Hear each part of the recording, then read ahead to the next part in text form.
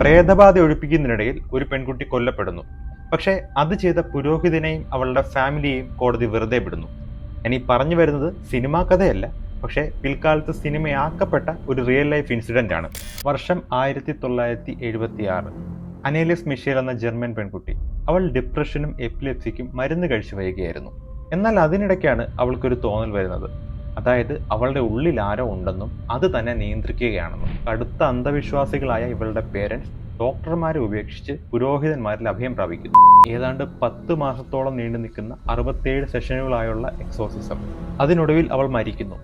അല്ല, കൊല്ലപ്പെടുന്നു എന്നു വേണം പറയാൻ. ഭക്ഷണം കഴിക്കാൻ പോലും വിസമ്മതിച്ചതുകൊണ്ടാവാം അവളുടെ മരണ കാരണം മാൽ ന്യൂട്രീഷനും ഡീഹൈഡ്രേഷനുമായിരുന്നു.